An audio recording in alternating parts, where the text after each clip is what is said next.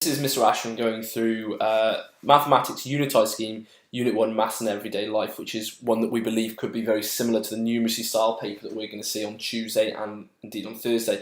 It says a calculator will be required for this paper, so maybe more like paper 2 than paper 1, but there will be elements in here that will require the thinking of numeracy style anyway. Okay, so first question, it says a scientist has found that under certain conditions, the force F acting on a moving particle is given by the following formula. F equals 100t minus t squared, where t is the time measured in seconds from the time the particle has started to move. Calculate the force after 1 minute and 40 seconds. So we need to turn that into seconds because it said time measured in seconds. So 1 minute is equal to 60 seconds. So 60 seconds plus 40 seconds gives us 100 seconds, so that is what t is. So F is equal to 100, and then I'm just going to change brackets whenever I sub in, so brackets 100 minus 100 squared, but there's no reason why this needs to be done with a calculator. This could easily go up on a non-calculator paper. 100 times 100, and then take away 100 times 100, so the answer is 0, and if you put it into your calculator, you should also find that F is equal to 0. Over the page to question 2. It says, Pedro has kept a record of the total number of goals he scored in each of his 20 seasons as a professional football player. The table below shows this information. It says, calculate the mean number of goals scored by Pedro per season. Okay, so whenever you're doing that, I always create a new column called like goals times by frequency, or whatever it says, times by the number of, meaning frequency. So 4 times by 3, 12, 6 times by 8, 48, 7 times by 2, 14, and then 11 times by 6, 66, and then 22 times by 1 is just 22. Now, again, there's no real reason why this couldn't come up in a numeracy style question. So when you're adding up all of these numbers, I know obviously we can use a calculator in this example, but there's no reason why you couldn't be getting it. But it would be naive of me to tell you don't use a calculator when you have got a calculator to use. If you're allowed to use a calculator for exam, then make sure you use it. Okay, so to work out the mean number of goals, it would be the number of goals that he scored, so 162 goals, divided by how many seasons he played in. It says by here 20 seasons. So 162 divided by 20. Now again, no reason why that couldn't come up without a calculator. So what you'd need to do to divide by 20 is do 162 divided by 10, which would be 16.2, and then divide that by 2, which would be 8.1. Obviously, you are allowed a calculator in this paper, but as I was saying, there's no reason why that couldn't come up in a non-calculator paper. Okay, so next question says, 2 football magazines, Kick and Penalty, print the scoring records of the players. Complete each of the following tables that give Pedro's scoring record. So number of goals scored between 1 to 5. So he scored 4 goals 3 times, so that would be 3. Between 6 and 10, so 6, 7, yeah, so those ones there, 8 and 2, gives me a total of 10 times that happened. And then between 11 and 15, so what, that would just be the 11 one then, so that's 6. And then between 16 and 20 didn't happen. Between 21 and 25, yeah, that happened, but only once. And then between 26 and 30 is 0, because that didn't happen either. So penalty, goals scored 1 to 10, 11 to 20, and 21 to 30. Well, I can use this table to work that out. Between 1 to 10, 13 of them. Between 11 to 20, 6 of them. And then between 21 and 30, 1 of them. Okay. It then says, you must, which magazine's table do you consider to be the most useful? You must give a reason for your answer. Now, my initial belief, well, it still sticks as a belief, is Kick. And the reason why I said smaller intervals shows greater insight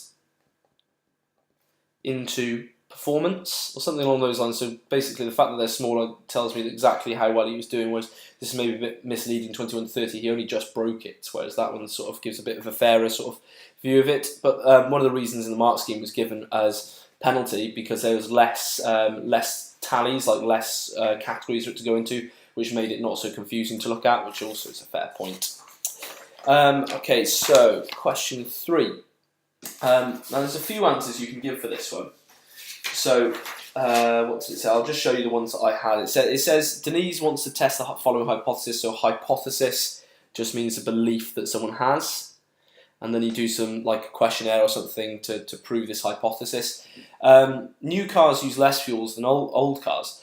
Send a short questionnaire to every house in her street. Ask the following 2 questions. Do you have a car? How much fuel does it use? Well, let's spot the thing out here. They're talking about new and old cars. Her questions there do not do anything at all with age. Okay, so first thing, I'm going to write this very quickly. You would write it in a bit more, but age. What else have we got? What about people in the car, in the streets who are not car owners? And then also it does actually depend on what type of fuel you use. But you could also talk about how is she going to collect these. How is she going to collect these questionnaires back? She's just posting them through like the letterbox of every house by the look of it. How does she actually get that back and then deal with the data? So there's a few different reasons you could give for that one. Question 4. Question 4 states, and you'll need a protractor for this question, states, so we've got a scale 1 centimetre is equal to 20 kilometres. And it says, a ship is on a bearing of 058 from Cherbourg. So that means I'm putting my protractor on Cherbourg. Now, if you've got invested in a 360 degrees protractor, it'll make bearings very easy. You won't have to worry much at all when you're sort of like, if you've gone past 180, which you would if I had a 180 degrees protractor. 058 is just 58. Make sure it's lined up properly. So 0 on north, coming round clockwise, there's 55, 56, 57, 58 there. So I make a mark there. I get my ruler and then make sure it goes through Cherbourg. And I tend to go to the edge of the question so I don't have to go back and do it again. And then it is on a bearing of 135 from Portsmouth. So protractor on Portsmouth this time. And then 135, bang, by there. In fact, pretty much where I've made the mark. So from Portsmouth, there. That's where the ship is, and then it says, by drawing suitable lines, find and mark the position. So this is where the ship is. So let me make it really nice and clear. Ship is by there. It then says, at this position, a motorboat is lowered into the ship, is lowered from the ship into the sea. The motorboat, travelling in a straight line, arrives at Dieppe 4 hours later. Calculate the average speed in kilometres per hour. Okay, so if I go and measure what this distance is from here to here, it's making me feel quite confident. I'm going to say that's 4 centimetres. And well, actually, is it 4 centimetres? I don't think it was actually. No, it's not. It's 3.8. It's really important you're very, very accurate there. If I'm like 2 millimetres out, they can actually penalise me there. So I'm going to stick with 3.8. So 3.8 centimetres. Now I know that 1 centimetre is equal to 20 kilometres. Sorry, so you can see what I'm saying. From the scale up by here. Okay. So to change the centimetres into kilometres, I need to times by 20. So I need to do 3.8 times by 20.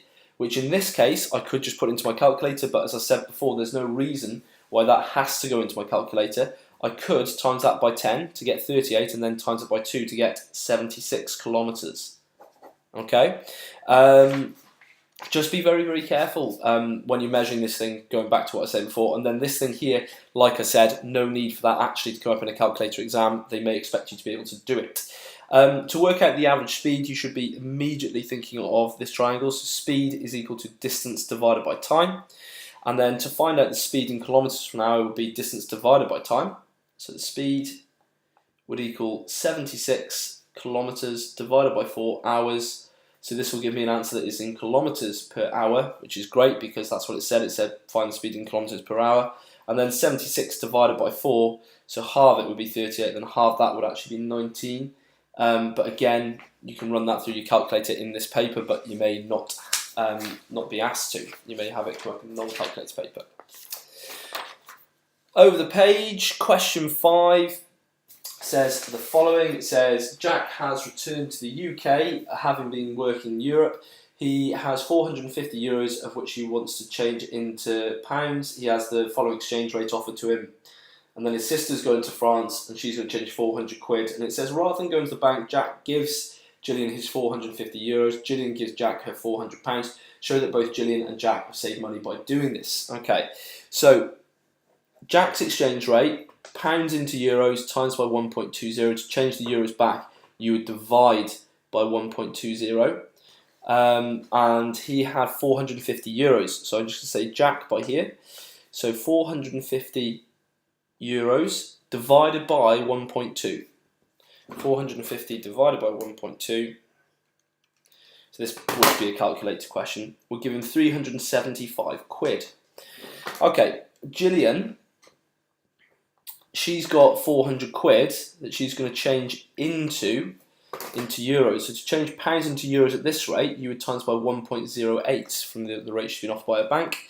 So £400 times by 1.08 comes to 432 euros. So everyone's a winner by doing what they've done, because he's going to get 400 quid rather than 375 quid. She's going to get 450 euros rather than 432. So what did it say? It said, show how both Jack and Gillian save money by doing this. It's 5 marks, this question, so just make sure that you sum things up here. So I'm going to say, but he gets 400 quid from Gillian. I'm going to say, but she gets 450 euros from Jack. So they have both saved money. Okay, it's not an OCW question, it's not a QWC question either, but I feel it was important just to sort of reference what was going on there, because it was 5 marks. I don't want to lose any marks there for silly things like missing something like that. Okay, you'll be assessed on the quality of your written communication. Now, I may go through this really quickly because it's my Sunday and I want to just show you what the answer is, but in terms of what they're expecting you to do, no calculations without any explanations. Okay, so if you've done something, just say why you've done it. So in terms of any calculations, like I said, just say, look, I've done this because. Okay, so first of all, it says taxable income is equal to total income received minus personal allowance. Tax rates: 20% of taxable income up to £35,000, 40% of taxable income over £35,000.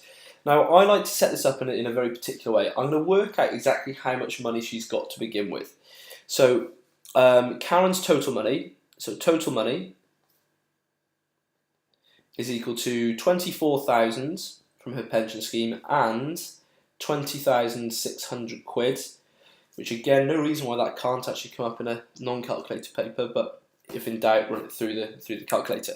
Now, when it comes to tax questions, I like to visualize this through a block. If you don't do this, then do whatever you do that works, okay? There's my block of money.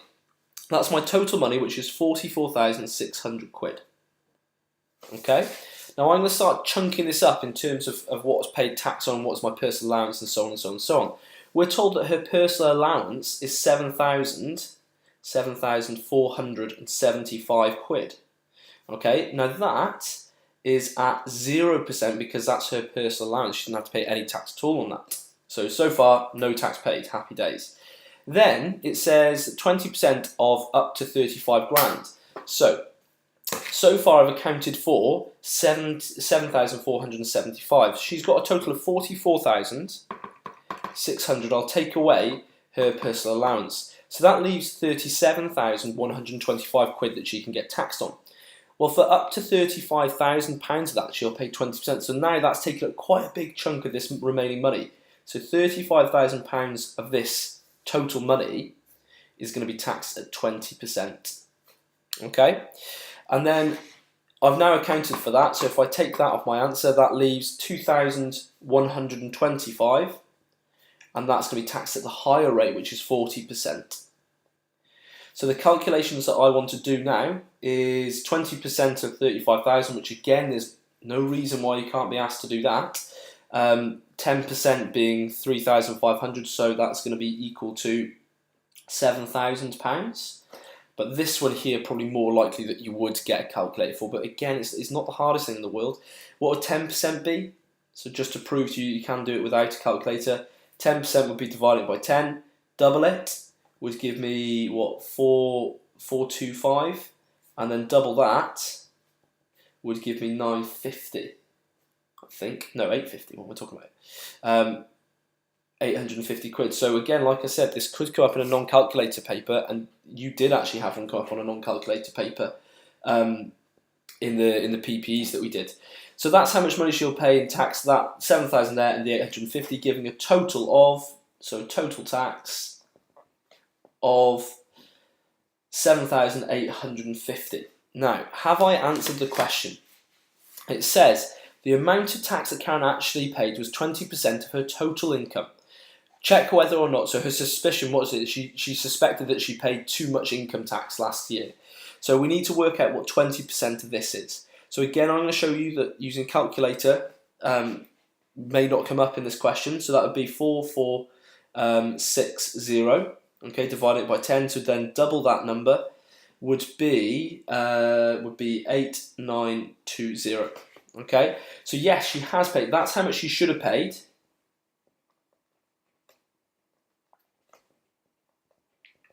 And this is how much she did pay. Meaning that she had an overspend of whatever the difference is between that and that. And again, you could chuck that into your calculator if you wanted to. I already have. It's 1,070. Okay, but it didn't ask you to say how much the overspend was. In terms of the 9 marks there, have I got them? No, I'll definitely have 7 because all the maths is fine. You get 2 marks for this QWC, this, or what's going to be worded OCW in your question. Okay. Now, in terms of what I'd need to do to get these marks, I just need to explain what my calculation's doing. Why adding together separate incomes, etc., etc. Okay, so you just explain what you're doing. Why is that 0%? Personal allowance. Okay, you've got to just explain where all these little calculations have come from. Okay, number 7. Okay, Carol's telephone answering machine has not been set up to the correct time. She returns home on Saturday after being away since the previous Monday. The following message is received: Bryn, please call me. Followed by this person called on Wednesday at 6:24 a.m. In order to check when the call was actually made, Carol phoned her house number using her mobile phone. She did not answer and left a message saying, "Hello, this is myself. It is now Saturday and the time is 5:40 p.m." Followed by this person called on Thursday at 10:30 a.m. Okay, so the way I did this question, I started working back to what we're told. So I sort of drew like a diagram like this. There's lots of different ways to do this, it's not the only way to do it. This is when the phone call is actually received, or what it says. So it's Saturday, hello, it's myself, it is now Saturday at 5:40 p.m. Okay, so let's work back to Thursday at 10:30. So the first thing I'm going to do, I'm just going to take off 5:40, so 5:40 hours, okay, and that'll put me back at midday, and then I'm going to take 12 hours off, and then I will be at Saturday at midnight, so it's literally just turned Friday, gone into Saturday. I'm then going to take a whole day off, so this is then plus 1 day, and then it is Friday at that time. And then, what time was it? It was Thursday at 10:30. So again, I'm going to do 12. So 12 hours. So that'll then be Friday at midday. And then, Thursday at midday. And then Thursday, and then at 10:30, that's an hour 30, isn't it? Okay, so that'll then be at 10:30. So to work out exactly how much time in total there's been, 12 hours, that makes it 1 day. So it's 2 days. And then 1 hour 30 and 5 hours 40. So that would be 7 hours and 10 minutes. Okay, so let's just make sure we're working the right way here. So she rang, and it was Saturday, and then it's Thursday there. So followed by this Thursday. So then this person called on Wednesday at 6:24. So I think that's going to make it. So we're at Wednesday at 6:24 a.m. We need to plus on the 2 days, 7 hours and 10 minutes. Wednesday, and then 2 days, so that'll make it Friday at 6:24 plus those 2 days. And then 7 hours I'm going to add next, so Friday, and then, let's work 24-hour clock here, so 6 plus 7 is 13:24, and then, and that'd be PM, well, not PM anymore, so we're working 24-hour clock, and then add the 10 minutes, would come to Friday at 13:34. Okay. Over the page, it says the financial press has just launched the following headline.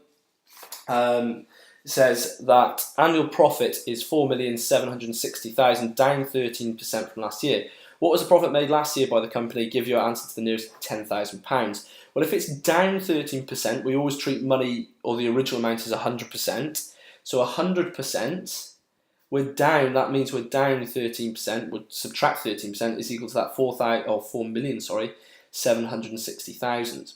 So that is going to be then 87%. And that doesn't change this number at all. It's exactly the same number. But what I do need to do is I need to change that to 100% to find out what it was originally. Okay, so the way that you do this is you divide both sides by 87. That'll give you 1%. And then to find 100%, you'll times that by 100. Okay, so 4,760,000 divided by 87 comes to this number here. So if I just show a bit and then just say, look, I've carried it on, times that answer by 100 comes to, now I'd write down the proper full number because you're bound to start picking up a lot of these 4 marks by doing it, and then I'll round afterwards. I don't want to round incorrectly and lose marks. So that's how much money it should have been to 2DP. Money is always 2DP, isn't it? So that's 5,471,264.34, and then we want to round it to the nearest £10,000. So that would be to the nearest 100, nearest 1,000, nearest 10,000 is there.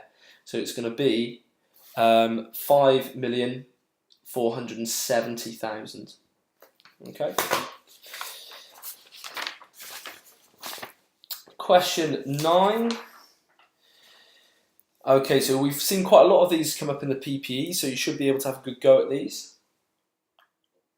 It's doing upper and lower bounds. It says Heather wants to attach tape around the rim of the bases of 2 decorative displays. In each case, the tape attached does not overlap itself. One of the bases is circular with a diameter of 50 centimetres. The other base is a rectangle with 45 centimetres long and 32 centimetres wide. All of the above measurements are measured to the nearest centimetre. That means the nearest 1 centimetre. We then halve that to get 0.5, and we're going to add it on and take it off to find the upper and lower bounds. So I'm going to do this table. This is a really good idea to do this. Upper and lower bounds of the circular one would be, so 50 and then plus the 0.5, so 50.5 centimetres. Its lower bound would be 49.5 centimetres. The rectangle, the biggest it could possibly be is if this was 45.5 by 32.5. Now, that would be working out the area. I'm guessing I'm not going to have to do that. I'm just saying that's what the dimensions of the rectangle are. And its lowest bound, so I put LCM there, it should be LB, shouldn't it, for lower bound, would be 44.5 and 31.5. It says, show that it's not certain that the tape around the circular base will be longer than the tape around the rectangular base. So in terms of the going around the distance, we're talking about perimeters. Okay, so I'll work out the perimeters for each. So for the circular one, it's going to be the circumference is equal to pi times diameter. And there's 2 options. I'm either going to have pi times by 50.5,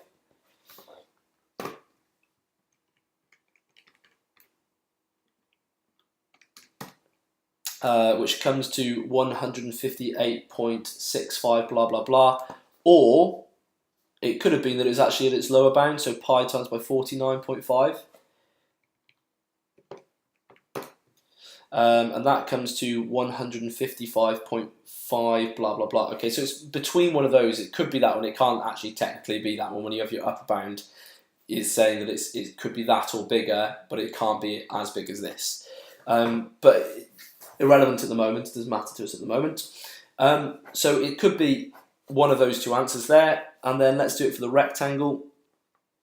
So the perimeter, I do a length, a width, a length, and another width. So to work out the upper bound of that one, I could have 2 of the 45.5s and 2 of the 32.5s.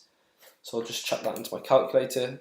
2 45.5s plus 2 32.5s comes to 156. There we go. Well, I've proved it already, so there's no need to be. If I wanted to find the lower bound, so just 2 of the 44.5s and 2 of the 31.5s, and that would come to whatever it does. Was it 152 centimeters? But it said, show that it is not certain that the tape around the circular base will be longer than the tape around the rectangular base. So that one there is just under 156, and that one is 156. Okay, so I'll say as lower bound of circular base is 155.5. Let me actually round that properly. If I'm using it in my final answer, comes to 35.5 centimeters to 1 dp. This is smaller than upper bound of rectangle, which is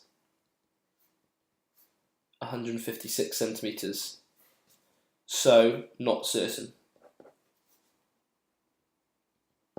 Okay. Next one, it says a printer takes 12 hours to complete a printing job, printing 54,000 advertising leaflets using the old print machine. How long will it take to print another 72,000 similar leaflets using a new machine that works twice as quickly? Now you can try and set this up as the 3 variable one if you want, but there's no need because there's not actually 3 variables. It's only hours and time. Okay, so the way I do this is I'd say old. Well, we know it's going to take 12 hours to complete 54,000 leaflets. That's what it tells me by there. The new one works twice as quickly. So to do 54,000 leaflets, it must have done it in 6 hours. Okay? Now, I want to go and work out how long it would take to do 72,000. So to do that, what I need to do is do 72,000 divided by 54,000. It'll tell me how many times that goes into that. So I've multiplied that by 4.3, which means whatever I do to one side, I do to the other side. So 6 times by that answer comes to a total answer of 8 hours. Not the only way to do it. If you've got another way that you get the same answer and you prefer it, fine, not a problem. That's just the way I do it. Next question. So again, stuff like this came up in the mock. It says the points A and B lie on the circle with centre 0 or centre O. The radius of the circle is 15 centimeters. So I'm going to write that in. Calculate the length of the minor arc. Now, an arc is basically part of the circle. It's like a part of the circumference. Okay. The minor arc would be this one here. The major arc would be the one that's shaded. Okay. The minor is obviously the smaller bit. Okay. So that is going to be. Well, we're doing circumference, so we're working pi times by diameter. So that's pi times 30 for me.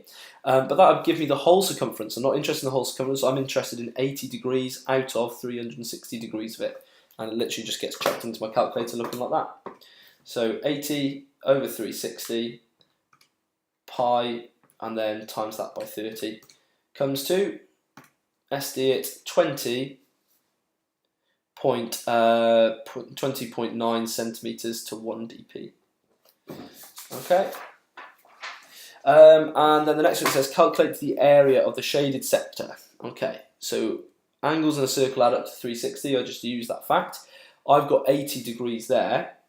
If I take that off 360, that leaves me 280 degrees here. So to work out the area of this, I'd use pi r squared. So that's going to be pi times 15 squared. Now that would give me the entire circle, which I don't want. I want 280 degrees out of 360 degrees of it. So again, 280, and then times that by, now 15 squared is not 30, so don't try and cut a corner here. put it into your calculator properly and you can't go wrong. It comes to 549.8 centimetres squared to 1 dp. And for me, I think that's actually a very, very, very nice 5 marks that we just did there. That didn't take me long. Number 14. Okay, now again, different ways to answer this. I've got a certain way that I'd like. If you've got a different way and you prefer that, that's fine. It's not a problem. Now, I've seen the word average speed, so I'm working speed, distance, time. It says that a camera registers a car travelling 60 metres in 3 seconds. So speed would be the distance, so 60 metres divided by 3 seconds, which gives me 20 metres per second. And it says, can you work that out into miles per hour? Now you should know the following fact. 1 mile is equal to 1.6 kilometres. Now this was in metres, wasn't it? How many metres go into a kilometre? Well, it's 1,000, so I'm dividing that by 1,000 to get that into kilometres per second. And then I want to change it into miles per hour. So the way I'm going to do it is I'm going to say that it's 0.002. And I want to work out how many of those, or what I've done to that to turn it into that. So I'm going to do 0.020 divided by 1.6, and I have times that by 1 over 80, which is the same as dividing it by 80. That's another way that you could write it if you want. So then I'm going to change this into miles. That's 1 over 80, so I'll just do 1 times by answer. So that gives me, in decimal form, 0.0125 miles. Okay, now that 20 metres per second is 0.02 kilometres per second, which is 0.0125 miles per second. So 0.0125 miles per second. Okay. So what I can do now is start changing that into miles per hour. So how many seconds go into a minute? So we'll change it into minutes first, and then we'll change it into hours then. Okay, so I need to times it by, seconds into minutes times by 60. So I do answer times by 60, which gives me 0.75. So it's going 3/4 of a mile every minute. And then I times that by 60 again, because 60 minutes go into an hour. So it was going at 45 miles per hour. Okay, like I said, there's other ways to do that. That's just my personal preference. Whichever way works for you. If you already have a way that you like, feel free to carry on using it. Okay, then coming up towards the end of this paper now. In fact, yes, it's the last question. It's good news. So we've got a cylinder and a cone. So you may need to go and use the formula page, which I've misplaced mine now. There we go. To go and use this thing here with volume, or it may be looking for the curved surface area. Make sure you read what the question says. It says the radius of the circle formed at the join between the cone and the cylinder is 12 centimeters. So I'm going to go and draw that in. That's 12 centimeters. The height of the cylinder is 5 times the height of the cone.